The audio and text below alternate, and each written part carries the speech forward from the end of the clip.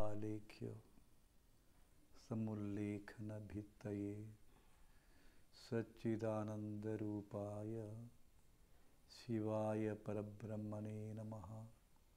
ಓಂ ಶಾಂತಿ ಶಾಂತಿ ಶಾಂತಿ.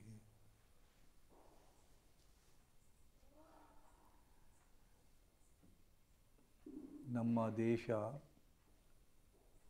ಯೋಗ ಮತ್ತು ಆಧ್ಯಾತ್ಮದ ಬೀಡಾಗಿದೆ. ಇಲ್ಲಿ ಪುರಾಣಗಳಿವೆ, ಉಪನಿಷತ್ಗಳಿವೆ, ಯೋಗಿ ವರೇಣ್ಯರು, ಸ್ವಾಮಿಗಳು, ಸಂತರು ತಮ್ಮ ಪ್ರವಚನಗಳನ್ನು, ತಮ್ಮ ಅನುಭವಗಳನ್ನು ಅನೇಕ ಕಥೆಗಳ ಮೂಲಕ ದೃಷ್ಟಾಂತಗಳನ್ನು ಮುಂದಿಟ್ಟಿದ್ದಾರೆ. ಪುರಾಣ ಪುಣ್ಯಕಥೆಗಳಲ್ಲಿ ಸ್ವರ್ಗ ಮತ್ತು ನರಕದ ಇದು ಬರ್ತದೆ, ಕಲ್ಪನೆ ಬರ್ತದೆ. ಅದ್ರ ಬಗ್ಗೆ ವ್ಯಾಖ್ಯಾನಗಳನ್ನು ಕೊಡ್ತಾರೆ ಅವರು. ಜಗತ್ತು ಭಾಳ ಮುಂದುವರೆದದು. ಎಲ್ಲಿ ಬೇಕಲ್ಲೇ ಸ್ಯಾಟಲೈಟ್ಗಳನ್ನ ಹಾರಿ ಬಿಡುತ್ತಾರೆ,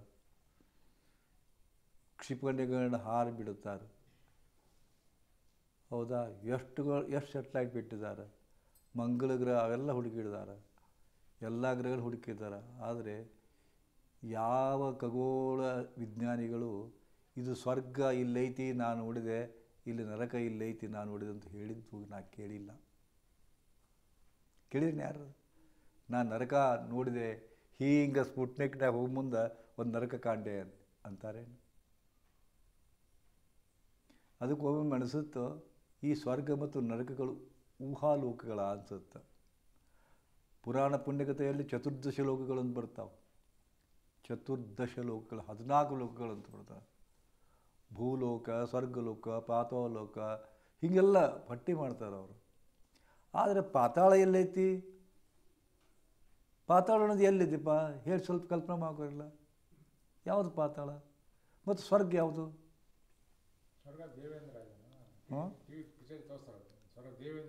ಅದೇ ಯಾರು ನೋಡ್ಯಾರೇನು?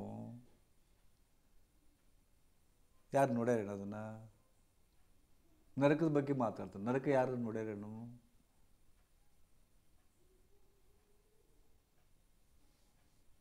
ನಮ್ಮ ಬದುಕು, ನಮ್ಮ ಮನೆ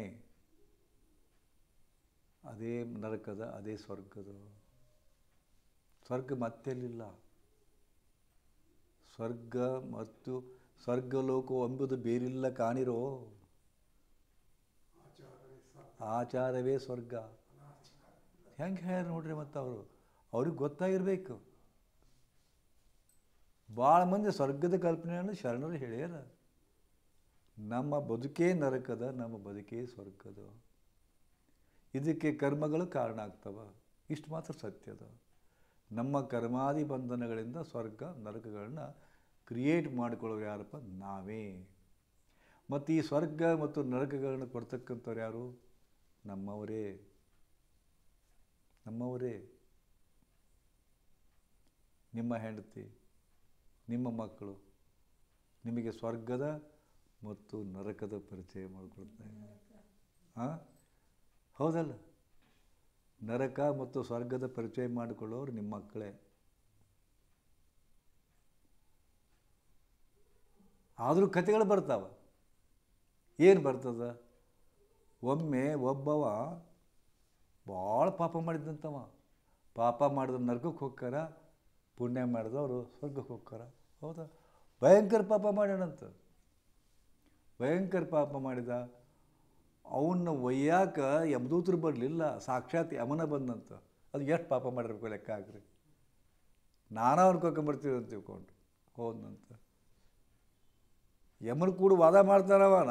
ನೀ ಯಾಕೆ ನಡ್ಕರ್ಕೊಂಡೋಗಿ ಇವನ ಟೈಪ್ ಒದರಾಡ್ತಾನ ಅವಾಗ.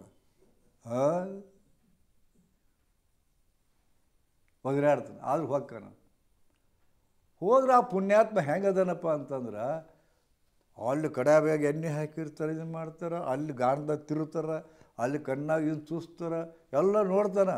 ಇವ ಆರಾಮ್ ಹಿಂಗೆ ಕುಂತಂತ ನೋಡ್ಕೊಂತ ಯಾಕೋ ಇವನ್ನೆಲ್ಲ ನೋಡಿ ನಿನಗೆ ಆನಂದ ಇದು ದುಃಖ ಅನ್ಸವಲ್ದೇನು, ಟೆನ್ಷನ್ ಅನ್ಸವಲ್ದೇನು, ಚಿಂತೆ ಅನ್ಸವಲ್ದೇನು ಅಂತ ಯಮಧರ್ಮಿಗೆ ಹೇಳ್ತಾನ.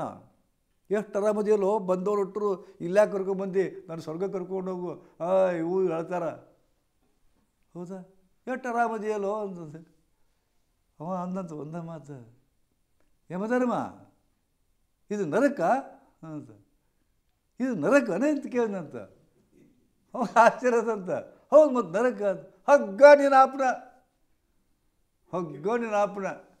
ನಿಜವಾದ ನರಕ ಎಲ್ಲೈತಿ ನಿನಗೆ ತೋರಿಸ್ತೀನಿ, ಬಾ ಬಾ ಭೂಮಿಗೆ,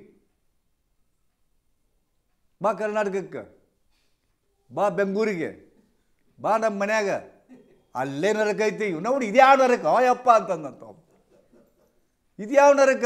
ಇದಕ್ಕಿಂತ ರೌರವ ನರಕ ನಮ್ಮ ಮನ್ಯಾಗ ಐತಿ ಮಾರಾಯ. ಇನ್ನು ಆರಾಮದಿನ ಅಂತ, ಈ ನರಕದೊಳಗೆ ನಾ ಆರಾಮದಿನ ಮಾರಾಯ, ಚಲೋ ಆತು ಥ್ಯಾಂಕ್ಸ್ ಅಂತಲ್ಲ ಅವ. ಹೌದಾ? ನರಕ ಸ್ವರ್ಗದ ಕಲ್ಪನೆಗಳು. ಹಾಗೆ ಎಷ್ಟು ದೃಷ್ಟಾಂತಗಳು ಕೊಟ್ಕೊಂತ ಬರ್ತಾರೆ. ರಾಮ ಬರಬೇಕಾದಾಗ ಪುಷ್ಪವಿಮಾನದ ಬಂದ, ಪಾಂಡವರು ಇದಕ್ಕೆ ಹೋಗ್ಬೇಕಾದ್ರೆ ಇದ್ರಾಗ ಹೋದರು, ಎಲ್ಲ ಕೇಳ್ತೀವಲ್ಲ. ಮತ್ತು ಇದ್ದದ್ದು ಖರೆ ಅದ, ಬಟ್ ಅದು ಅಗೋಚರದ, ಕಾಲ್ಪನಿಕ ಅನಿಸುತ್ತೆ, ಸತ್ಯದ. ಬಟ್ ಅದು ಯಾರಿಗೆ ಕಣ್ಣಿಗೆ ಕಾಣಲ್ಲ. ಆ ಪುಷ್ಪ ವಿಮಾನ ಕಣ್ಣಿಗೆ ಕಾಣಲ್ಲ. ಹೌದಾ? ಅದೃಶ್ಯ ರೂಪದೊಳಗೆ. ಹೇಗೆ ನಾ ಹೇಳಿದ್ನಲ್ಲ, ಅದು ಎಲ್ಲೆಲ್ಲಿ ಬಿಡ್ರಿ, ಹಿಮಾಲಯದ ತೊಪ್ಪಲಿನೊಳಗೆ ಅದ್ಭುತ ತುಂಬೈತಲ್ಲಿ, ಕೈಲಾಸ ಸರೋವರ ಅದ್ಭುತ ತುಂಬೈತಲ್ಲಿ. ಅಲ್ಲಿ ಇದ್ದವ್ರಿಗೆ ಚಿರಂಜೀವಿಗಳಾಗ್ತಾರ ಅಂತಾರೆ, ದೀರ್ಘಾಯುಗಳಾಗ್ತಾರ ಅಂತಾರೆ. ಅಲ್ಲಿ ಅಟ್ಮಾಸ್ಫಿಯರ್ ಹೆಂಗದ? ಕೈಲಾಸ ಪರ್ವತದೊಳಗೆ ನಮ್ಮ ವಾಚ್ ನಡೆದಿಲ್ಲ, ನಿಂತು ಬಿಡ್ತದ. ಗೊತ್ತಿಲ್ಲ ನಿಮಗಿದು? ಅಲ್ಲಿ ನಮ್ಮದು ಎದೆ ಬಡಿತ ಕಮ್ಮಿ ಆಗ್ತದೆ, ಎದೆ ಬಡಿತ ಕಮ್ಮಿ ಆಗ್ತದೆ, ಮತ್ತಿಷ್ಟು ಡೌನ್ ಆಗ್ತದೆ. ಯಾವಾಗ ಉಸಿರಾಟ ಕಮ್ಮಿ ಆಗ್ತದೆ, ಯಾವಾಗ ಉಸಿರಾಟ ಕಮ್ಮಿ ಆಗ್ತದೆ, ಎದೆ ಬಡಿತ ಕಮ್ಮಿ ಆಗ್ತದೆ, ಆಯುಷ್ಯ ಜಾಸ್ತಿ ಆಗ್ತದೆ. ಹೌದಾ? ಇದನ್ನೆಲ್ಲ ನೋಡ್ಕೊತೀವಿ. ಅದಕ್ಕೆ ಮನುಷ್ಯನಿಗೆ, ಅದಕ್ಕೆ ಅವ್ರು ಕೈಲಾಸವೇ ಸ್ವರ್ಗ ಅಂತಾರೆ. ನಮ್ಮ ಹಿಂದೂ ಮೈಥಾಲಜಿ ಒಳಗೆ ಕೈಲಾಸವೇ ಸ್ವರ್ಗ ಅಂತಾರೆ. ಎವರೆಸ್ಟ್ ಶಿಖರ ಬೇರೆ, ಕೈಲಾಸ ಬೇರೆ. ಹೌದಾ? ಮಾನಸ ಸರೋವರ ಅಂದ್ರೇನು? ಅಲ್ಲಿ ವಿಚಿತ್ರ, ಎಷ್ಟು ದೊಡ್ಡ ಸರೋವರ ಅದ ರೀ. ಮತ್ತು ಅದ್ರಾಗ ರಾಕ್ಷಸ ಸ್ಥಳ ಅಂತ ಬರ್ತದೆ, ಅಲ್ಲೊಂದು ಸರೋವರ, ಅದು ರಾಕ್ಷಸ ಸರೋವರ, ಇದು ಮಾನಸ ಸರೋವರ. ನಂಬಬೇಕು ಬ್ಯಾಡೋ ಅಂತ ಕನ್ಫ್ಯೂಷನ್ ಭಾಳ ಅದ. ಮತ್ತು ಪ್ರತಿಯೊಂದು ಮಹಾಭಾರತ ರಾಮಾಯಣಕ್ಕೆ ಟಚ್ ಅದ, ಪ್ರತಿಯೊಂದು ಮಹಾಭಾರತ ರಾಮಾಯಣಕ್ಕೆ ಟಚ್ ಅದ, ಪ್ರತಿಯೊಂದು ಗುರು ಪರಂಪರೆ ಟಚ್ ಆಗ್ತದೆ. ಹೌದಾ? ಹೀಗೆ ಸ್ವರ್ಗಕ್ಕೆ ಹೋಗೋ ದಾರಿಯೊಳಗೆ ಒಬ್ಬ ಗುರು ಕುಂತಿದ್ದಂತ. ಈಗ ನೋಡಿರ್ಬೇಕಾದ್ರೆ ನೀವು ಎಲ್ಲರ ಬರೀ ಸ್ವರ್ಗ ನೀವು ನೋಡ್ತಿರಲಿ ಗೊತ್ತಿಲ್ಲ, ಬರೀ ನೀವು ಕೇದಾರ್ನಾಥಕ್ಕೆ, ಬದ್ರಿನಾಥಕ್ಕೆ, ಗಂಗಾ ನಹಾನಿ, ಗಂಗೋತ್ರಿ, ಯಮುನೋತ್ರಿ, ಮತ್ತು ಮುಕ್ತಿಧಾಮ, ಆನಂತರ ಮನೋಕಾಮನ, ಇಂಥವಲ್ಲೆಲ್ಲ ಹೋಗಿರ್ಬೇಕಾರೆ ಅಲ್ಲಿ ಕುಂತಿರ್ತಾರೆ. ಕುಂತವ್ರು ತಮ್ಮ ಪಾಡಿ ತಾವು ಕುಂತಿರ್ತಾರೆ. ಹೌದಾ? ಅವ್ರು ಭಿಕ್ಷುಕರು ಇರ್ತಾರೆ ಕಾಣ್ತಾರೆ, ಭಿಕ್ಷುಕರಲ್ಲ. ಹೀಗೆ ಒಬ್ಬ ಗುರು ಹಿಂಗೆ ಕುಂತಿರ್ತಾನೆ. ಹಿಂಗೆ ಕುಂತಾಗ ಯಾವನ ಹಾದಿ ಹೋಗ ಅವ ಸ್ವಲ್ಪ ಎಚ್ಚರಾಗಿ ತನ್ನ ದೈನಂದಿನ ಕಾರ್ಯಗಳನ್ನ ಮುಗಿಸಿ ಮತ್ತೆ ಧ್ಯಾನಕ್ಕೆ ಕೂಡ್ಬೇಕಂತ್ರಿಗೆ ಇವ ಹೋಗ್ತಾನ. ಹೋದ ಕೂಡ ತಾವು ಯಾರು, ಇಲ್ಲಿ ಎಷ್ಟು ವರ್ಷ ಆಯ್ತು, ಏನು ತಪಸ್ಸು ಮಾಡಕತ್ತೀರಿ, ಹೀಗೆಲ್ಲ ಕೇಳಿದಂತ.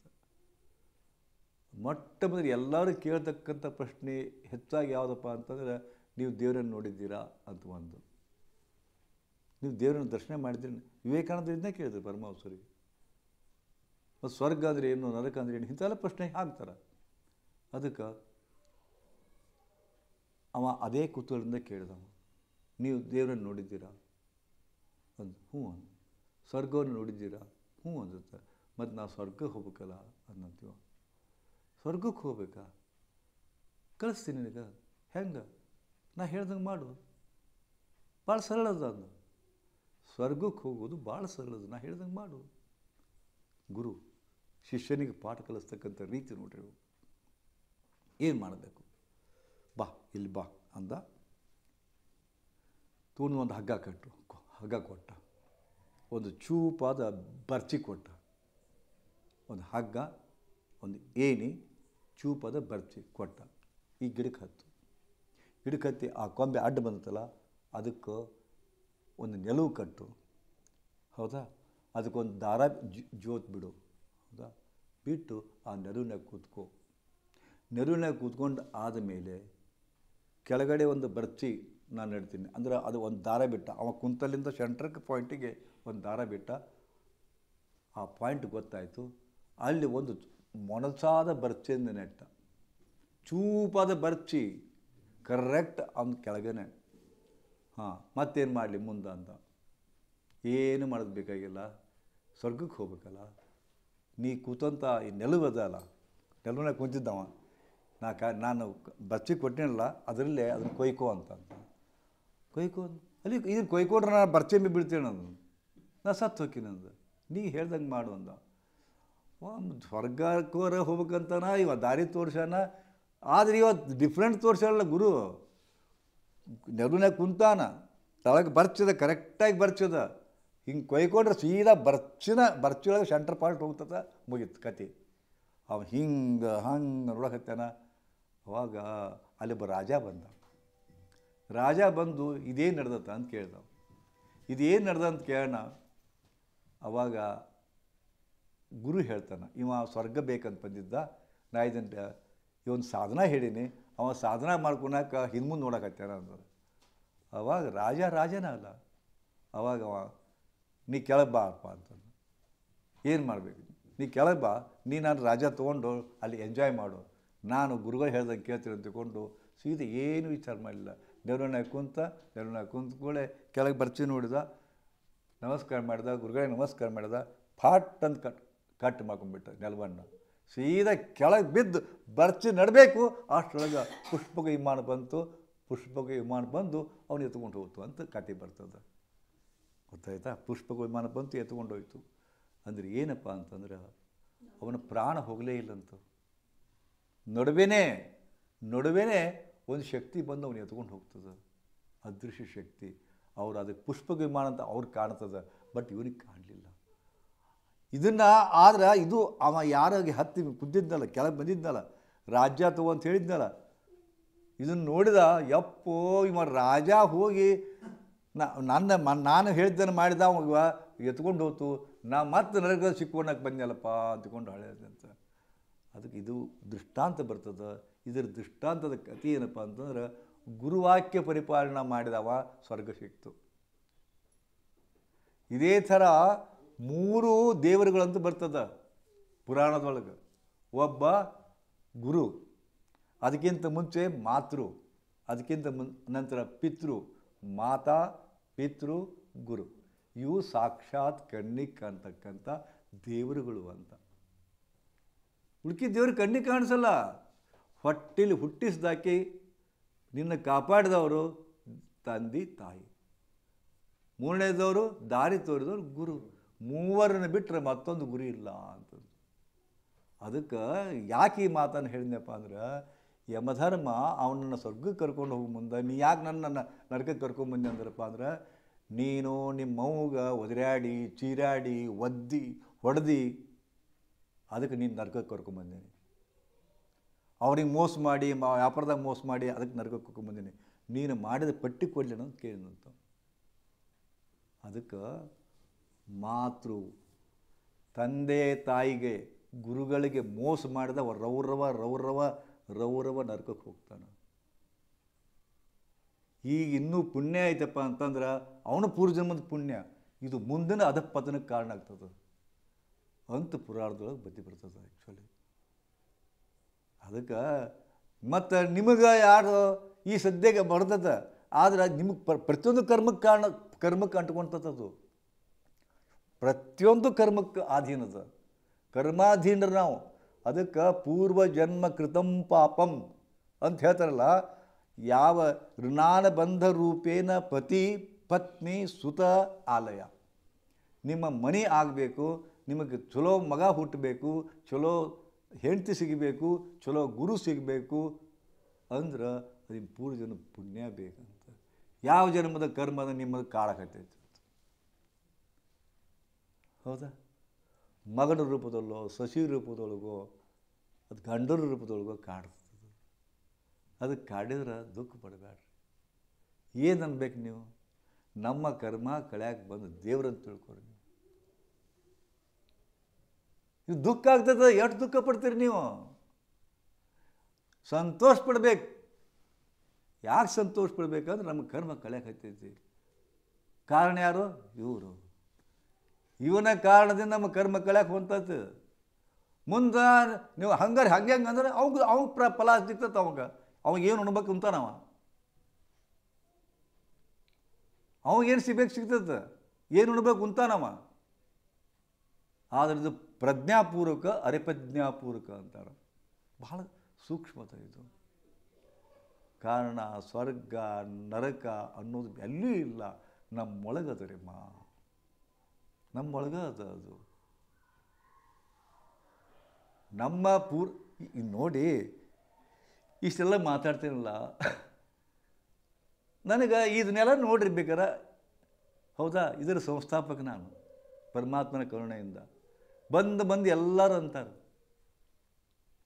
ಎಲ್ಲರೂ ಅಂತಾರೆ, ಏನಪ್ಪ ಗುರುಗಳು ಇಷ್ಟು ದೊಡ್ಡ ಆಶ್ರಮ ಮಾಡಿದ್ರು, ಅದು ಸಿಕ್ಕಾಪಟ್ಟ ಸುಖದಿಂದ ಇರ್ಬೇಕು, ಸ್ವರ್ಗ ಸದೃಶ ಜೀವನ ಮಾಡ್ತಿರ್ಬೇಕು ಅಂತ ಅವ್ರು ತಿಳ್ಕೊತಾರ. ನಮ್ದು ಗತಿ ನಮಗೆ ಗೊತ್ತದು.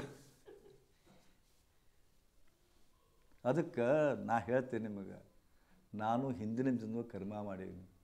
ಏನಪ್ಪ ಅಂದ್ರೆ ಬಹುಶಃ ಭ್ರಷ್ಟ ಅಧಿಕಾರಿ ಆಗಿದ್ದೀನಿ ನಾನು. ಲಂಚ ತಿಂದೀನಿ ಭಯಂಕರ. ಹೌದಾ, ಯಾರ್ಯಾರ್ದೋ ಲಂಚ ತಿಂದೀನಿ, ಯಾರ್ದೋ ಮನಸ್ಸು ನೋಯಿಸ್ತೀನಿ. ಈ ಜನ್ಮದಾಗ ಎಲ್ಲ ಋಣ ತೀರ್ಸಕತ್ತೀನಿ ನಾನು. ನನಗೇನು ಬೇಕು? ಎಷ್ಟು ಕೆಲಸ ಹಚ್ಚೇನು ದೇವರು, ಸುಮ್ಮನೆ ತಲೆ ತುಂಬ ವ್ಯಾಪ. ನಾನು ವೈಯಕ್ತಿಕವಾಗಿ ನನ್ನ ಬದುಕು ಅತ್ಯಂತ ಸ್ವರ್ಗಮಯ. ಅದು ಏನೇನೂ ಇಲ್ಲ. ಟೆನ್ಷನ್ ಬರೋದು ನಿಮ್ಮಂಥವರಿಂದ.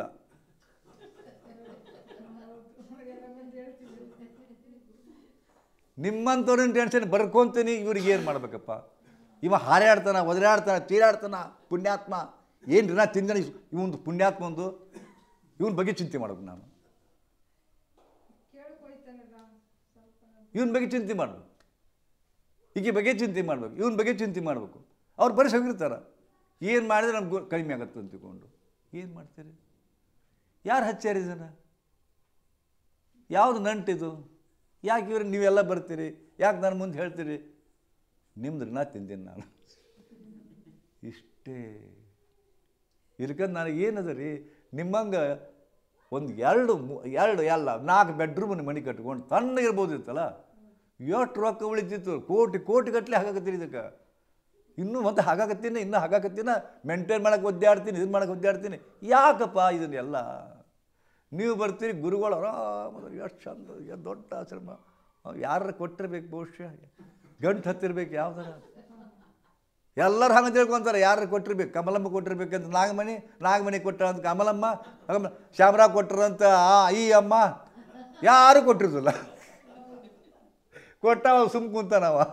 ಇವರೆಲ್ಲ ಹಾರಾಡ್ತಾರೆ. ಎಲ್ಲ ಹಿಂಗೆ ತಿಳ್ಕೊತಾರೆ. ಒದ್ದಾಡೋರು ನಾವು.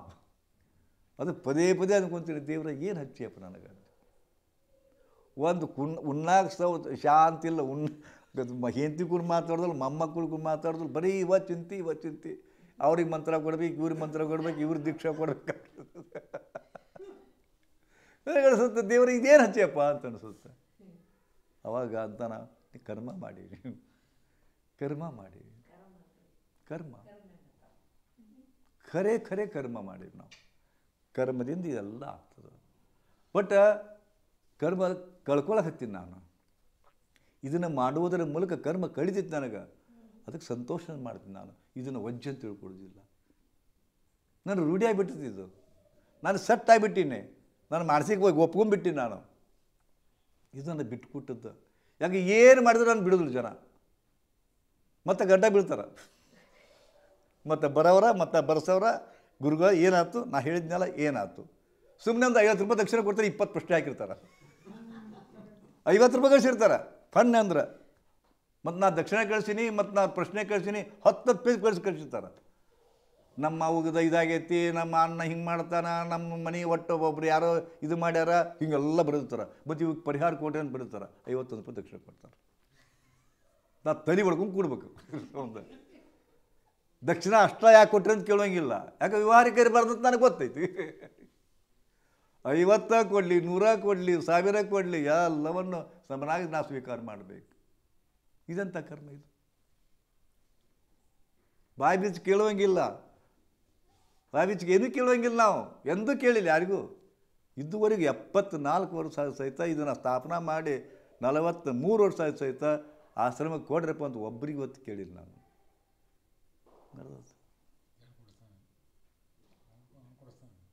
ನಡೆದತ್ತ ಹೌದಾ. ಬಟ್ ಅಕ್ಸೆಪ್ಟೆನ್ಸ್ ಥಿಯರಿ ಅಂತ ಬರ್ತದೆ. ಅಕ್ಸೆಪ್ಟೆನ್ಸ್ ಥಿಯರಿ ಅಂತ ತಿಳ್ಕೊಂಡು ಸ್ವೀಕಾರ, ಸ್ವೀಕಾರ, ಅಕ್ಸೆಪ್ಟೆನ್ಸ್. ಈಗ ಹಂಗದಾನ, ಸ್ವೀಕಾರ ಮಾಡಿರಿ, ಸ್ವೀಕಾರ ಮಾಡಿರಿ. ಅವ ಹಂಗದಾನ, ಏನು ಮಾಡಲಿಕ್ಕೆ ಶಕ್ಯದ? ಸ್ವೀಕಾರ ಮಾಡಿ. ನಿಮ್ಮ ಧರ್ಮ, ನಿಮ್ಮ ಕರ್ಮ ಸ್ವೀಕಾರ ಮಾಡಿ. ಅದನ್ನು ದುಃಖ ಪಟ್ಕೊಂಡು ಸಾಕಾಗಿ ನಾನು ಹೇಳೋದು ಭಾಳ ಸರಳದ, ಅನುಭವಿಸೋರು ನೀವು, ನನಗೆ ಗೊತ್ತದ. ನಾನು ಅತ್ಯಂತ ಸರಳವಾಗಿ ಮಾತಾಡ್ತೀನಿ, ಯಾಕಂದ್ರೆ ನನಗೆ ಜ್ಞಾನ ಅದ, ನನಗೆ ಅನುಭವ ಅದ. ಇದ್ರಾಗ 60 ವರ್ಷ ಡೇಕಿನಿ. ಬಟ್ ನಿಮಗೆ ಅದು ಬರೋದಿಲ್ಲ. ಗುರುಗಳು ಹೇಳ್ತಾರೆ, ಸುಮ್ಮನೆ ಕೊಡ್ತಾರೆ. ಅನುಭವಿಸ್ರಿ ಯಾರು? ನಾವು. ಅನುಭವಿಸ್ರಿ ಯಾರು? ನಾವು ಅಂತೀರಿ ನೀವು. ಅನುಭವಿಸಲೇಬೇಕು. ಅನುಭವಿಸ್ಲಿಕ್ಕೆ ಬಂದಿರಿ. ಈ ಭೂಮಿಗೆ ಯಾಕೆ ಬಂದಿರಿ? ಇಂಥವೆಲ್ಲ ಅನುಭವಿಸೋಕ್ಕೆ ಬಂದಿರಿ. ನೀವು ಚೈನಿ ಹೊಡ್ಯಾಕೆ ಬಂದಿರಿ? ನಾವು ಚೈನಿ ಹೊಡ್ಯಾಕೆ ಬಂದಿರಿ? ಇಲ್ಲೇ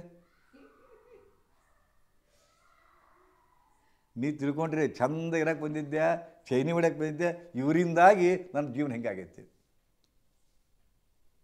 ನಾ ಸುಖದಿಂದ ಇರಬೇಕಾಗಿತ್ತು, ಈಗಿನಿಂದಾಗಿ ಹಿಂಗಾಗೈತಿ. ಏನವ್ವ ತಾಯಿ? ಹಾಂ, ನಿಮ್ದ ಕಥೆ, ನಿಮ್ದ ವ್ಯಥೆ, ನಿಮ್ಮ ಕಥೆ, ನಿಮ್ಮ ವ್ಯಥೆ. ಹಾಂ, ಪ್ರತಿಯೊಬ್ಬರಿಗೂ ಒಂದೊಂದು ಸಿನಿಮಾ ತೆಗಿಯೋಷ್ಟು ಕಥೆ ಅದಾವೆ.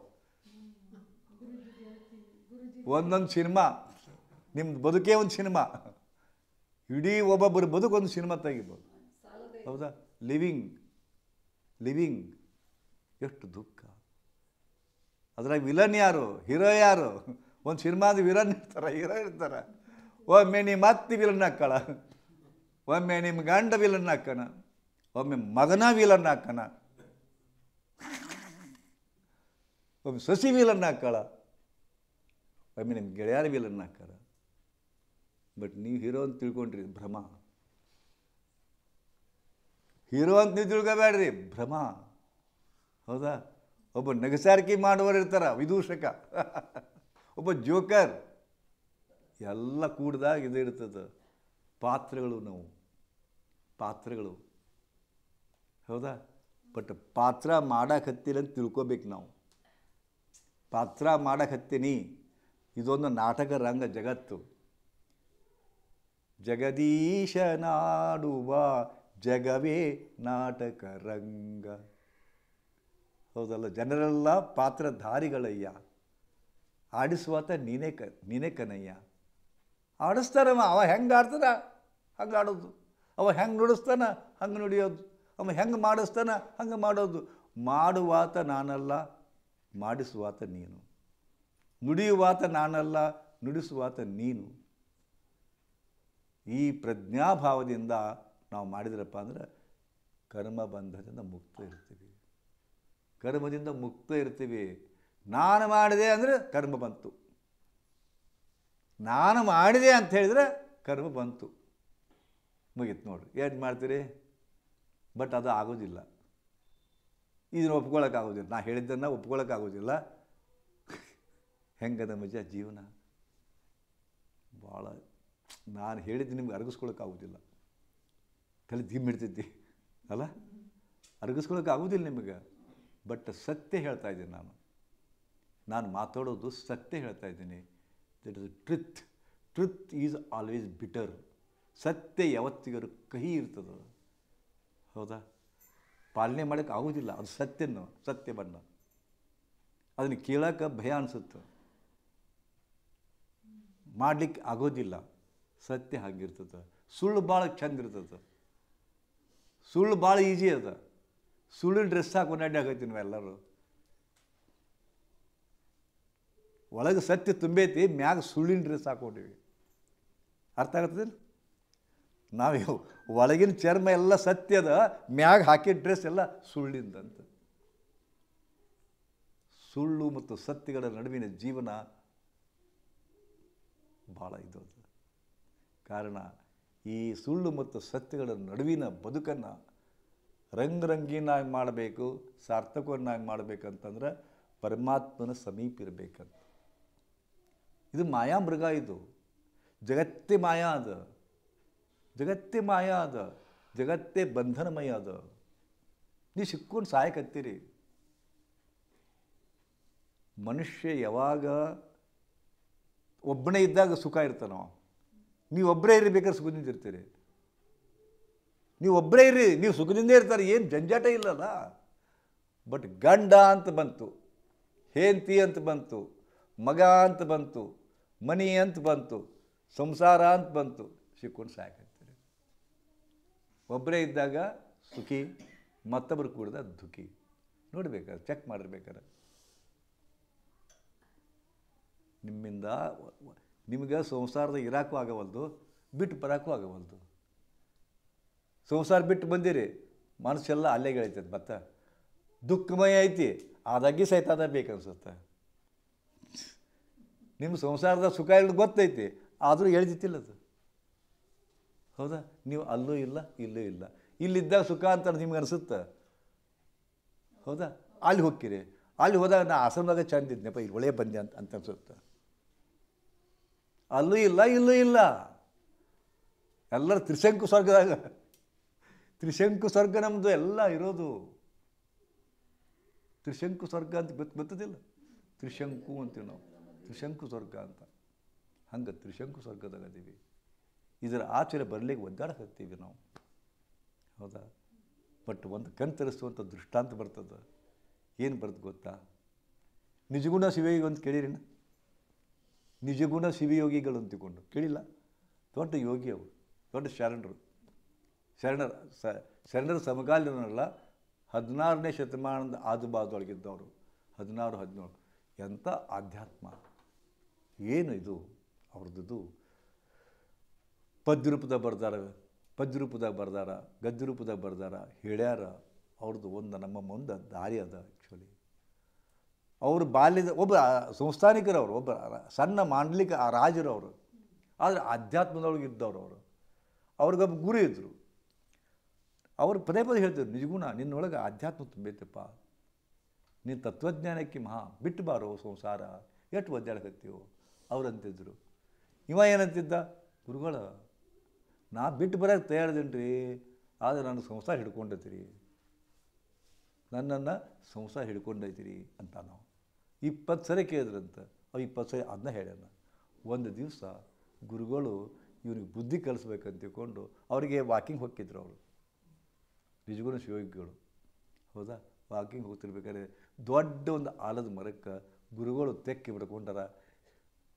ನಿಜಗುಣ ನಿಜಗುಣ ನಿಜಗುಣ ಅಂತ ಹೇಳಿದ್ರು. ಎಲ್ಲಿ ಯಾರಂತ ಗುರುಗಳು? ಯಾಕೆ ಗುರುಗಳು ಇಲ್ಲೇ ಅಂತ? ಈ ಗಿಡ ನಾನು ಹಿಡ್ಕೊಂಡಿತ್ತು ಯಪ್ಪ, ಈ ಗಿಡ ನಾನು ಹಿಡ್ಕೊಂಡಿತ್ತು ಯಪ್ಪ ಅಂದ್ರೆ ಬಂದ್ರಂತ. ಗುರುಗಳ 60 ವರ್ಷ ಆದಮೇಲೆ ಅರಳು ಮರಳು ಅಂತಾರಲ್ಲ, ಖರೆ ನೋಡಿರೋದು. ಹಾಂ, ಮರ ನೀವು ತೆಕ್ಕಿ ಬಿಡ್ಕೊಂಡ್ರು, ಗಿಡ ನಿಮ್ಮ ಹಿಡ್ಕೊಂಡತ್ತು. ನಿಮ್ಮ ಬಿಟ್ಬಿಟ್ರೆ ಕೈ ಅದ ನಂದಂತ. ಲೇ ಮಗನ ಇಷ್ಟು ಗೊತ್ತೈತಲ್ಲ ನಿನಗೆ ಅಂದಂದ್ರು. ಹ್ಞೂ ಅಂದ್ರಂತ. ನಾ ಕೇಳ್ದಾಗೆಲ್ಲ ನೀ ಅಂತಿ ಸಂಸಾರ ಹಿಡ್ಕೊಂಡತ್ತಿ ಅಂದದು. ಸಂಸಾರ ನೀನು ಹಿಡ್ಕೊಂಡತ್ತು, ಸಂಸಾರ ನೀ ಹಿಡ್ಕೊಂಡಿವ ಅಂತ. ಎಷ್ಟು ಚಂದ ದೃಷ್ಟಾಂತ ಕೊಡ್ತಾನೆ ನೋಡ್ರಿ. ಸಂಸಾರವನ್ನು ನೀ ಹಿಡ್ಕೊಂಡಿವೋ, ಸಂಸಾರ ನೀನು ಹಿಡ್ಕೊಂಡದ್ದು. ಹೇಳು. ಆವಾಗ ಅರ್ಥ ಆಯ್ತು, ಇಲ್ಲ ಸಂಸಾರ ನಾನು ಹಿಡ್ಕೊಂಡಿಲ್ಲ, ನಾನೇ ಸಂಸಾರ ಹಿಡ್ಕೊಂಡಿದ್ದೇನೆ ಅಂತ ಗೊತ್ತಾದಂಥ ಆ ಸತ್ಯ ಗೊತ್ತಾದಾಗ ಅವರು ಸಂಸಾರವನ್ನು ತಿದ್ದಿಸ್ತಾರೆ. ಒಂದು ದೊಡ್ಡ ಶಿವಯೋಗಿ ಆಗ್ತಾರೆ, ನಿಜಗುಣ ಶಿವಯೋಗಿ ಅಂತ ಆಗ್ತಾರೆ ಅವರು. ಹಂಗೆ ನಿಮಗೆ ಸಂಸಾರ ನಿಮ್ಮನ್ನು ಹಿಡ್ಕೊಂಡಿಲ್ಲ, ಸಂಸಾರವನ್ನು ನೀವು ಹಿಡ್ಕೊಂಡಿರಿ. ಸಂಸಾರವನ್ನು ನೀವು ಹಿಡ್ಕೊಂಡಿರಿ, ಅದಕ್ಕೆ ದುಃಖದ ನಿಮಗೆ. ನೀವೇ ಹಿಡ್ಕೊಂಡಿರಿ, ದುಃಖದ. ಮತ್ತು ಈ ದುಃಖದಿಂದ ಪಾರಾಗೋದು ಹೆಂಗಪ್ಪ? ಬಿಟ್ಬಿಡ್ರಿ.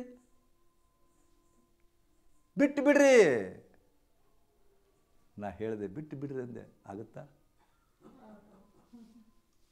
ಆಗುತ್ತಾ? ಇಲ್ಲ. ಸಿಕ್ಕೊಂಡು ಸಾಯ್ರಿ, ಸಿಕ್ಕೊಂಡು ಸಾಯ್ರಿ. ಹಂಗಾರ ಕೈ ಅನ್ಬೇಡ್ರಿ, ನಾನೇ ಸಿಕ್ಕೊಂಡೀನಿ. ನಾನೇ ಹುಟ್ಟಿಸಿದೆ, ನಾನೇ ಕಟ್ಟಿಸಿದೆ ಎಂಬುವುದೆಲ್ಲ ಜಂಬದ ಸೊಲ್ಲ. ದೇವನ ಮನೆ ಇದು ಈ ಜಗವೆಲ್ಲ. ನಾನೇ ಹುಟ್ಟಿಸಿದೆ, ನಾನೇ ಇದು ಮಾಡಿದೆ, ನಾನೇ ನಂದದು, ನಾ ಮಾಡಿದ್ದು, ನೀ ಮಾಡಿದ್ದು, ನನ್ನ ಮಗ, ನನ್ನ ಸಂಸಾರ, ನನ್ನ ಅಂಗಡಿ, ಯಾವುದು ನಿಂದಲ್ಲ ನನ್ನಂದರೆ ಭ್ರಮ. ನಾನು ಹುಟ್ಟಿಸಿದೆ ಅಂತ ತಿಳ್ಕೊತೀರಿ, ನೀವು ಹುಟ್ಟಿಸ್ಲಿಲ್ಲ. ನಿಮಿತ್ತ ಆದ್ರಿ ನೀವು. ಅವ ಬರಬೇಕಾಗಿತ್ತು ಕೆಳಗೆ ಭೂಮಿ ಮ್ಯಾಗ, ನಿಮಿತ್ತ ಆದ್ರಿ, ನಿಮ್ಮ ಮೂಲಕ ಬಂದ. ನೀವೇನು ತಿಳ್ಕೊಂಡ್ರಿ? ನಾನೇ ಹುಟ್ಟಿಸಿದೆ ಅಂತ ತಿಳ್ಕೊಂಡ್ರಿ. ಮತ್ತು ಎಷ್ಟೋ ಜನ ಏನು ರೀ ನಾನು ಎಷ್ಟು ಹಿಂಗದೀನಿ, ನನ್ನ ಮಗ ಹಿಂಗದನ. ನೋ, ನೀವು ಅವನಿಗೆ ಜನ್ಮ ಕೊಟ್ರಿ. ಎದಕ್ಕೆ? ಶರೀರಕ್ಕೆ. ನೀವು ಶರೀರಕ್ಕೆ ಜನ್ಮ ಕೊಟ್ರಿ, ಮನಸ್ಸು ಕೊಡಲಿಲ್ಲ. ಮನಸ್ಸು ಪರಿಸರ ಕೊಡ್ತು, ಮನಸ್ಸನ್ನು ಸಮಾಜ ಕೊಡ್ತು, ಮನಸ್ಸನ್ನು ಸಮಾಜ ಕೊಡ್ತು. ಎಷ್ಟೋ ಮಂದಿ ತಮ್ಮ ಮಗನ ಚಲೋತ್ನಾಗ ಆಧ್ಯಾತ್ಮ ಸಂಸ್ಕಾರದಾಗ ಬೆಳೆಸ್ಬೇಕು ಅಂತ ತಿಳ್ಕೊಂಡು ಸತ್ಯ ಸಾಯಿ ಅಳಕೆಗೆ ಹಾಕ್ತಾರೆ. ಅಳಕೆ ಕೇಳಿರಿನ? ಅಳಕೆ ಅಂತ ಬರ್ತದೆ. ಅಳಕೆ ಸ್ಕೂಲಿಗೆ ಹಾಕ್ತಾರೆ, ಆಳ್ವಾ ಸ್ಕೂಲಿಗೆ ಹಾಕ್ತಾರೆ. ಯಾಕಂದ್ರೆ ಸಂಸ್ಕಾರ ಚಲೋ ಕೊಡ್ತಾರೆ, ಮಕ್ಕಳು ಚಟ ಕಲಿದಿಲ್ಲ, ಒಳ್ಳೆಯ ವಾತಾವರಣದಾಗ ಇರ್ತಾರೆ ಅಂತ ತಿಳ್ಕೊಂಡು. ಅಲ್ಲಿ ಎಲ್ಲಿ ಮಟ್ಟ ಇರ್ತದೆ? ಅಲ್ಲಿ ಓನ್ಲಿ PU ಮಟ್ಟ ಅಷ್ಟೆ. PU ಮಟ್ಟ ಅಷ್ಟೆ. PU ಸೆಕೆಂಡ್ ಇಯರ್ ಆಗುತ್ತೆ, ಮುಂದೆ MBBSಗೆ ಹೋಗ್ತಾರೆ, BEಗೆ ಹೋಗ್ತಾರೆ ಅಂತ ತಿಳ್ಕೊರಿ. ಸಡನ್ನಾಗಿ ಅಗದಿ ಸ್ವರ್ಗದಿಂದ ಇನ್ನು ನರಕಕ್ಕೆ ಬಂದುಬಿಡ್ತಾರೆ ಅವರು. ಅಲ್ಲಿ ಸ್ವರ್ಗ ಇರ್ತದೆ. ದಿನಾಲು ಹೇಳ್ಬೇಕು, ಪ್ರೇಯರ್ ಮಾಡಬೇಕು, ಚೆನ್ನಾಗಿ ಊಟ ಮಾಡಬೇಕು, ಗುರುಗಳು ನಮಸ್ಕಾರ ಮಾಡಬೇಕು. ಅವ್ರು ಕರೆದಿರ್ತಾರೆ. ಇಲ್ಲಿ ಬಂದುಕೊಳ್ಳಿ ಚೇಂಜ್. ಎಲ್ಲ B ಹುಡುಗರು, MBA ಹುಡುಗರು, ಡಾಕ್ಟರ್ ಹುಡುಗರು, MBBS ಹುಡುಗರು. ತಾಡಿರಪ್ಪ, ಸಾಯಂಕಾಲಗಳು ಪಾರ್ಟಿ, ಚಿಯರ್ಸ್. ಒಮ್ಮಿಂದ ಅದು ಬೇಕಾಗುತ್ತೆ ಜೀವನ. ಅಯ್ಯಯ್ಯೋ, ಅದು ಹದ್ಬಸ್ನಾಗಿದ್ದು, ಹಂಗಿದ್ದು ಹಿಂಗಿದ್ದು ಸಾಕಾಗಿಬಿಟ್ಟಿರ್ತೈತಿ. ವಂಡರ್ಫುಲ್ ಜಗತ್ತಂತಾರೆ ಅವರು. ಬಂದ ಕೂಡ ಎಷ್ಟು ಮಜಾ ಆಯ್ತಲ್ಲ. ಗಾಂಜಾ ಸೇದೋದೇನು, ಭ್ರಮಾದಾಗ ಹೋಗೋದೇನು, ಚಹಾ ಕುಡಿದೇನು, ಕಾಫಿ ಕುಡಿದೇನು, ಅಫೀಮ್ ಸೇದುವುದೇನು, ಅದ್ಭುತ. ಹೋಗಿತ್ತಪ್ಪ, ಸತ್ಯನಾಶ. ಹಿಂಗೆ ನಡೆದದು. ನೀವು ಉತ್ತಮ ಸಂಸ್ಕಾರಶೀಲ ಅಂತ ಅಲ್ಲಿ ಹಾಕಿದ್ರಿ, ಉತ್ತಮ ಸಂಸ್ಕಾರಶೀಲ ಅಂತ ಸ್ವಾಮಿಗಳ ಕಡೆ ಕಳಿಸಿದ್ರಿ, ಮಠಕ್ಕೆ ಕಳಿಸಿದ್ರಿ. ಹೌದಾ? ನಿಮ್ಮ ಉದ್ದೇಶ ಸರಿ ಇತ್ತು. ಆದ್ರೆ ಮುಂದೆ ಪರಿಸರ, ಸಮಾಜ ಅವನ ರೂಪ ಮಾಡ್ತದೆ. ನಿಮ್ಮ ಮಗನ ರಾಕ್ಷಸನ್ನಾಗಿ ಮಾಡ್ತದೆ. ನೀವು ದೇವ್ರು ಮಾಡ್ಬೇಕಂದ್ರಿ ರಾಕ್ಷಸ ಆಗ್ತಾನೆ. ನೀವು ದೇವ್ರು ಮಾಡ್ಬೇಕಂದ್ರಿ ನಿಮ್ಮ ಮಗನ್ನ ಚೆಂದಾಗಿರಬೇಕು, ಸಂಸ್ಕಾರವಂತ ಆಗಬೇಕು ಅಂದ್ರಿ ರಾಕ್ಷಸ ಆದ. ಅದಕ್ಕೆ ಮಹಾತ್ಮ ಗಾಂಧಿ ಮಗ ಮಹಾತ್ಮ ಗಾಂಧಿ ಆಗುವುದಿಲ್ಲ, ಲಾಲ್ ಬಹದ್ದೂರ್ ಶಾಸ್ತ್ರಿ ಮಗ ಲಾಲ್ ಬಹದ್ದೂರ್ ಆಗುವುದಿಲ್ಲ, ರಾಮಕೃಷ್ಣ ಪರಮಹಂಸರ ಮಗ ರಾಮಕೃಷ್ಣ ಪರಮಹಂಸರ ಆಗುವುದಿಲ್ಲ. ಅವರೇ ಬೇರೆ, ಇವರೇ ಬೇರೆ. ಅವ ದೇಹ ಕೊಟ್ಟರು, ಅವರು ಮನಸ್ಸು ಕೊಡಲಿಲ್ಲ. ಮನಸ್ಸನ್ನು ಸಮಾಜ ಕೊಡ್ತು, ಮನಸ್ಸನ್ನು ಪರಿಸರ ಕೊಡ್ತು. ಮತ್ತು ಅದಕ್ಕೆ ಕಾರಣ ಯಾರು? ನಾವೇ. ಇವತ್ತು ಮತ್ತಷ್ಟು ದ್ವಂದ್ವಕ್ಕೀಡಾಗಿದ್ದೀವಿ ನಾವು. ನಮ್ಮ ಹತ್ತಿರ ಹಣ ಇದೆ, ಮಕ್ಕಳು ಕುಡಿಯೋಕ್ಕೆ ಟೈಮ್ ಇಲ್ಲ. ನಮ್ಮ ಹತ್ರ ಹಣ ಇದೆ, ಮಕ್ಕಳು ಕುಡಿಯೋಕ್ಕೆ ಟೈಮ್ ಇಲ್ಲ. ಮುಂದೆ ಮಕ್ಕಳು ಕೆಟ್ಟಾರ ಅಂತಂದ್ರೆ ಹಲಬ್ಬೇಡ್ರಿ. ಅದಕ್ಕೆ ಕಾರಣ ನೀವೇ. ಅದಕ್ಕೆ ಕಾರಣ ನೀವೇ. ಹೆಂಗೆ? ಹುಟ್ಟಿದ ಕೂಡಲೇ ನೀವು ನೌಕರಿ ಮಾಡ್ತಿದ್ರಿ ನೀವು ಕೂಡ. ಯಾಕಂದ್ರೆ ಇಬ್ಬರು ನೌಕರಿ ಮಾಡಿದ್ರೆ ಜಗ್ತತಿ ಈ ಜೀವನ. ಗಂಡನೂ ಆಕಿನೂ ಸಾಫ್ಟ್ವೇರ್ ಇಂಜಿನಿಯರ್, ಇವನು ಸಾಫ್ಟ್ವೇರ್ ಇಂಜಿನಿಯರ್, ಇಬ್ಬರು ದುಡಿಬೇಕಲ್ಲ. ಏನೋ ಒಂದು 6 ತಿಂಗಳು ರಜಾ ಕೊಟ್ಟಿದ್ರು, ಹಡ್ದ್ರ ಮೇಂಟೈನ್ ಆಯಿತು. ಮುಂದೆ ಏನು ಮಾಡಬೇಕು? Day care. ನೀವು ಇರೋದೇ ಇಲ್ಲ. ನಿಮ್ಮ ಮಗ ಬೇಕಂತ ಹಡಿದ್ರಿ, ಇರೋದೇ ಇಲ್ಲ. 6 ತಿಂಗಳಿಗೆ ಅವಾಗೇನು ಗೊತ್ತೇ ಇರೋದಿಲ್ಲ. 6 ತಿಂಗಳಿಗೆ ಅವ್ನು ಹಾಕ್ತೀರಿ. ಆ ಡೇ ಕೇರ್ನ ಹೆಂಗಿತ್ತಪ್ಪ ಅಂದ್ರೆ ಹುಡುಗರು ಸಿಕ್ಕಾಪಟ್ಟೆ ಕಾಡ್ತಾವೆ, ನಿದ್ದೆಗುಳಿ ಕೊಟ್ಟು ಮಲಗಿಸ್ಬಿಡ್ತಾರೆ. ನಿದ್ದೆಗುಳಿ ಕೊಟ್ಟು ಮಲಗಿಸ್ಬಿಡ್ತಾರೆ. ಮತ್ತು ಸಂಜೆ ಆಗ ಎದ್ದಿರ್ತಾವೆ, ಕರ್ಕೊಂಡು ಹೋಗ್ತಾರೆ ತಾಯಂದಿರು ದಿನಾಲು ನಿದ್ದೆಗುಳಿಗೆ. ಇಷ್ಟ ನಿದ್ದೆಗುಳಿ ಹಾಕ್ತಾರೆ.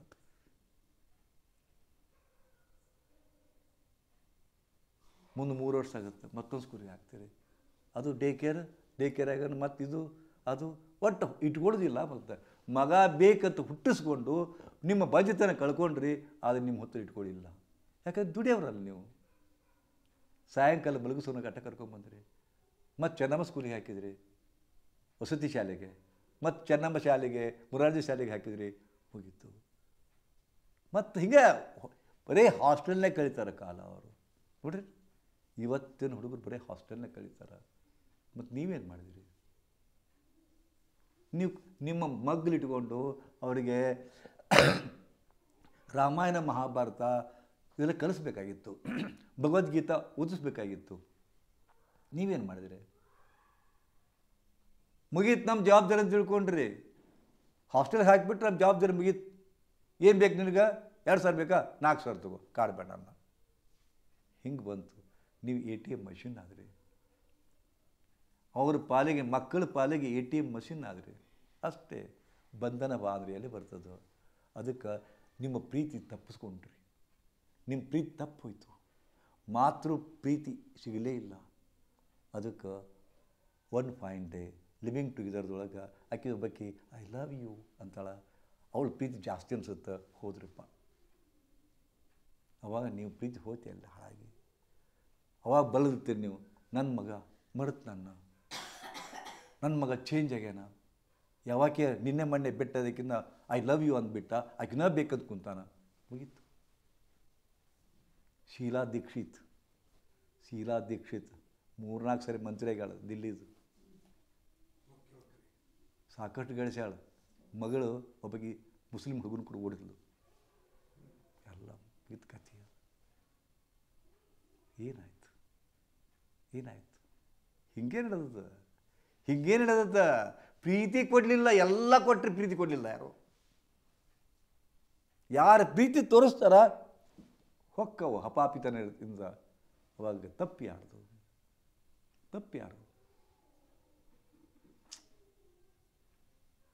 ಪ್ರೀತಿ ಕೊಡ್ರಿ. ಪ್ರೀತಿಯೊಳಗೆ ಸಂಜೀವಿನಿ ಅದು. ಸಹನ. ಒಂದು ಪ್ರೀತಿ ಕೊಡ್ರಿ, ಸಹನ ಮಾಡ್ಕೊರಿ. ಅತ್ತಿ ಕಾಡ್ತಾಳ, ಸಹನ ಮಾಡ್ಕೊರಿ. ಗಂಡ ಕಾಡ್ತಾಳ, ಸಹನ ಮಾಡ್ಕೊರಿ. ಮಗ ಕಾಡ್ತಾಳ, ಸಹನ ಮಾಡ್ಕೊರಿ. ಅದನ್ನು ಬಿಟ್ಟು ಏನದ ನಿಮ್ಮ ಕೈಯಾಗ? ಏನಿಲ್ಲ. ಬದುಕಂದ್ರೆ ಏನಿಲ್ಲ, ಚೈನಿ ಹೊಡ್ಯಕ್ಕೆ ಬಂದಿದ್ದು ಬದುಕಂತಲ್ಲ, ಅನುಭವಿಸ್ಲಿಕ್ಕೆ ಬಂದಿರಿ. ಕಷ್ಟ ಅನುಭವಿಸ್ಬೇಕು ಬಂದಿರಿ. ಚೊಕ್ಕ ಚಿನ್ನ ಹಾಕಿರಿ ನೀವು. ಅನುಭವಿಸಿ ಚೊಕ್ಕ ಚಿನ್ನ ಹಾಕಿರಿ. ಅದಕ್ಕೆ ದೇಕ್ರಿ. ದೇವರ ಎಷ್ಟು ಕಷ್ಟ ಕೊಡ್ತೀವಿ, ಕೊಡು ಅನ್ರಿ. ಪಕ್ಕ ಹಾಕಿರಿ. ಆವಾಗ ಬದುಕು ಸಾರ್ಥಕ ಆಗುತ್ತೆ. ಕನಿಷ್ಠ ಮುಂದಿನ ಜನ್ಮಕ್ಕಾದರೂ ಇದು ಕಳ್ಕೊಂಡಿರ್ತೀರಿ. ಮುಂದಿನ ಜನ್ಮ ಅನ್ನೋದು ನಡೆಸ್ಕೊಂಡು ಈ ಬದುಕರಿಗೆ ಈಗೇನು ಕಷ್ಟ ಬಂತಲ್ಲ, ಕಳ್ಯಾಕತ್ತೈತಿ ಕರ್ಮ ಅಂತ ತಿಳ್ಕೊರಿ. ಕರ್ಮ ಕಳ್ಯಾಕತ್ತೈತಿ. ಹೌದು, ಮುಂದಿನ ಜನ್ಮ ಅನ್ನೋ ಇದೇ ಜನ್ಮ ಕಡೆ ಅಲ್ಲ. ಕೆಲವು ಮಂದಿ ಹೇಳ್ತಾರೆ ಇದೇ ಜನ್ಮ ಕಡೆ ಅಂತ ತಿಳ್ಕೊಂಡು. ನೋ, ಮೋಕ್ಷ ಅಂದ್ರೆ ಏನು ಗೊತ್ತಿಲ್ಲ ನಿಮಗೆ. ಮುಕ್ತಿ ಅಂದರೆ ನಿಮ್ಗೆ ಗೊತ್ತಿಲ್ಲ ನಿಮಗೆ. ಹೌದಾ? ಮತ್ತೆ ಅದಕ್ಕೆ ಶಂಕರಾಚಾರ್ಯ ಹೇಳ್ಯಾರ, ಪುನರಪಿ ಜನನಂ, ಪುನರಪಿ ಮರಣಂ, ಪುನರಪಿ ಜನನಿ ಜಠರೇ ಶಯನಂ.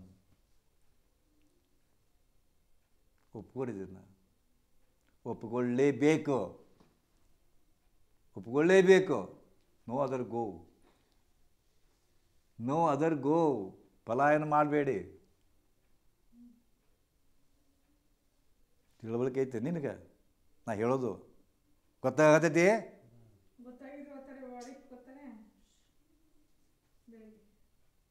ಎಷ್ಟು ಬಡ್ಕೋಬೇಕು ನಿನ್ನ ಸಂಬಂಧ? ತಿಳುವಳಿಕೆ ಐತಿ, ಆದ್ರೆ ಮಂಗ್ಯತನ ಮಾಡಾಕತ್ತೀನಿ ನೀನು.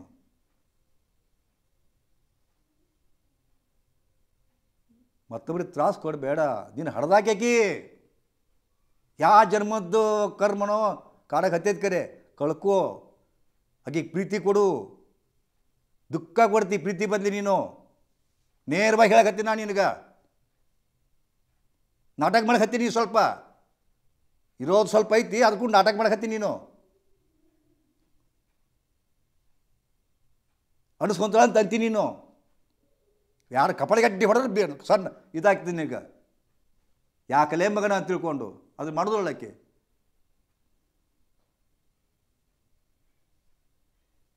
ಭಾಳ ಸರಳದು. ಯಾರು ಹಾಕ್ತಾರೆ ನಿನಗೆ? ಹೊರಗೆ ಹೋಗ್ನೇನೋ ಯಾರೂ ಒಂದು ಕಪ್ ಕಾಪಿ ಕೊಡೋದು ದಿಕ್ಕಿಲ್ಲ. ಒಂದೊಂದು ಮಾಡಿ ಹಾಕ್ತಾರೆ ನಿನಗೆ.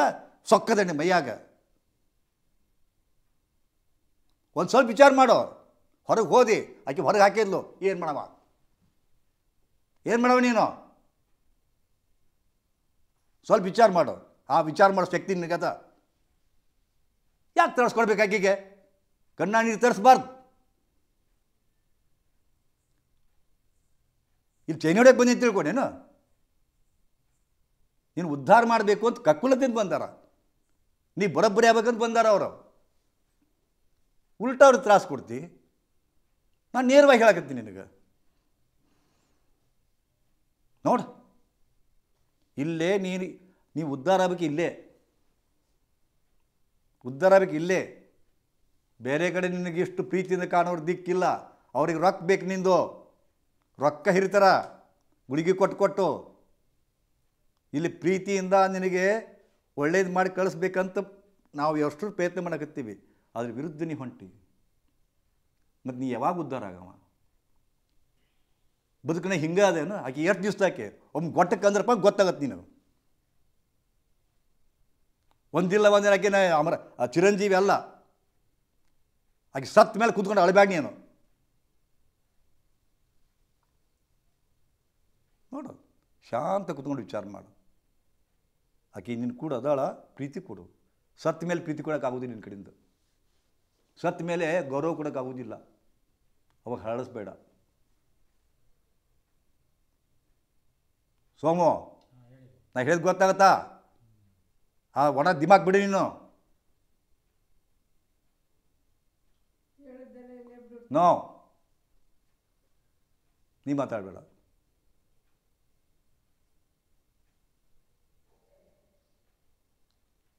ಒಬ್ಬೊಬ್ಬರು ಬದುಕು ನರಕ ಆಗ್ಬೇಕಾದ್ರೆ ಒಬ್ಬರು ಕಾರಣ ಆಗಿಬಿಡ್ತಾರೆ. ಎಲ್ಲ ದೇವ್ರು ಕೊಟ್ಟಿರ್ತಾನೆ, ಉಣ್ಲಿಕ್ಕೆ ಬಾಯಿ ಇರೋದಿಲ್ಲ, ಎಂಜಾಯ್ ಮಾಡೋಕ್ಕಾಗೋದಿಲ್ಲ. ಕಲ್ಲು ಹಿಂಗೆ ಬದುಕು. ಇಷ್ಟೇ. ಯಾರಿಗಾರು ದೂರೋಂಗಿಲ್ಲ. ಅವನು ಸುಖದಿಂದಿಲ್ಲ. ಅವನು ಸುಖ ಆಯ್ತಾನೆ ಜನ್ಮಕ್ಕೆ. ಅವನು ಜನ್ಮಕ್ಕೆ ಸುಖ ಇಲ್ಲ. ಅವನು ನಿಮ್ಮನ್ನು ಸುಖದಿಂದ ಇಡೋದಿಲ್ಲ. ಅವನು ಸುಖದಿಂದಿಲ್ಲ, ನಿಮ್ಮನ್ನು ಸುಖದಿಂದ ಇಡೋದಿಲ್ಲ. ಅವ ಸುಖ ಅನ್ನೋದೇ ಗೊತ್ತಿಲ್ಲ. ಅವಾಗ ಕಳ್ಕೊಂಡನವ. ಅದಕ್ಕೆ ಹಿಂಗೆ ಆಡಕತ್ತಾನ. ಯಾರು ತಿದ್ದಬೇಕು? ಅವನೇ ತಿದ್ಕೋಬೇಕು. ಪರಮಾತ್ಮನೇ ಅವ್ನಿಗೆ ತಿದ್ದಬೇಕು. ಅಷ್ಟೇ. ಗುದ್ದಾಡ್ತೀರಿ ನೀವು, ಅಷ್ಟೇ ಡೇಗ್ತೀರಿ. ನಿಮ್ಮ ಡ್ಯೂಟಿ ನೀವು ಮಾಡ್ತೀರಿ ಅಷ್ಟೇ. ಒಳ್ಳೇದಾಗಲಿ ನಿಮಗೆ. ಒಳ್ಳೇದಾಗಲಿ. ತಿಳುವಳಿಕೆಯಿಂದ ಮಾಡಿ. ನಾ ಎಲ್ಲ ಹೇಳಿದ್ದು ಇವತ್ತು ಎಲ್ಲರಿಗೂ ಅಪ್ಲೈ ಆಗುತ್ತೆ. ಇವಾಗ ಅಷ್ಟೇ ಅಲ್ಲ, ನಿನಗೆ ಅಷ್ಟೇ ಅಲ್ಲ, ನಿನಗೆ ಅಷ್ಟೇ ಅಲ್ಲ. ಇವತ್ತು ನಿಮ್ಗೆ ಯಾರಿಗೂ ಇವನಂತ ಮಗ ಹುಟ್ಟಿಲ್ಲ, ಇವರಂಥ ಪ್ರಾಬ್ಲಮ್ ಇಲ್ಲಪ್ಪ ಅಂತಂದ್ರೆ ನೀವು ಸುಖಪುರುಷರು. ಹೌದಾ? ಅದಕ್ಕೆ ಗರ್ವ ಪಡ್ರಿ. ಪರಮಾತ್ಮ ಥ್ಯಾಂಕ್ಸ್ ಹೇಳ್ರಿ ಕನಿಷ್ಠ. ಓಂಕಾರದೊಂದಿಗೆ ಕ್ಲಾಸ್ ಮುಗಿಸೋಣ. ಶ್ರೀ ಗುರುದೇವ್. ಶಾಂತ ಕೂಡ್ರಿ. 2 ನಿಮಿಷ ಅಂತರ್ಮುಖಿಯಾಗಿ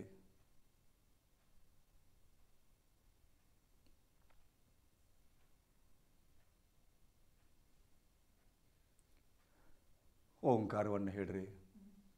ಓ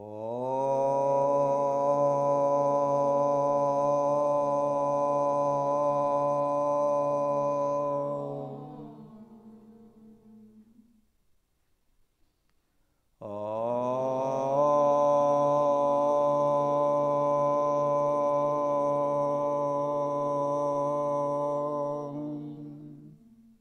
ಕೊನೆ ಸಲ. ಓ